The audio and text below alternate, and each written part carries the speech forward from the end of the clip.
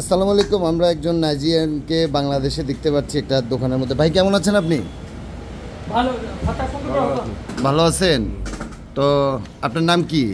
অমর বিশ্বাস। অমল বিশ্বাস। আপনি কি বাংলাদেশি? কি বলেন? হ্যাঁ, আপনার বাড়ি কোথায়?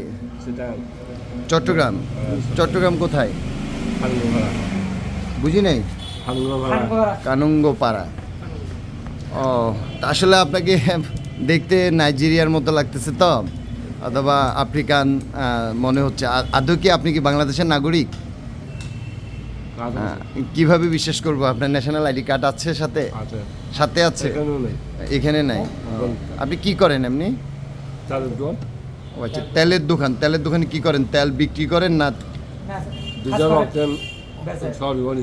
ও আচ্ছা, তেলের দোকানে চাকরি করেন নাকি? ও আচ্ছা আচ্ছা গাইস, দেখেন আমরা কিন্তু ওনাকে দেখাচ্ছি, আপনাদের কাছে কেমন লাগতেছে আমি জানি না। তো অসাধারণ, বাংলাদেশে যে একজন এরকম ব্যক্তি আছে সেটা আমাদের জানা ছিল না। তো ভাই আপনি কি কোনো ফেসবুক পেজ, ইউটিউব চ্যানেল এগুলোতে কাজ টাজ করেন? করেন নাই? কথা বলেন, মুখে কথা বলেন, কথা বলতে পারেন না?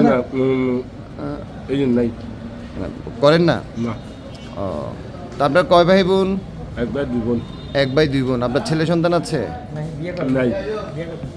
আপনি কি বিয়ে করেন নাই? কেন বিয়ে করেননি কেন?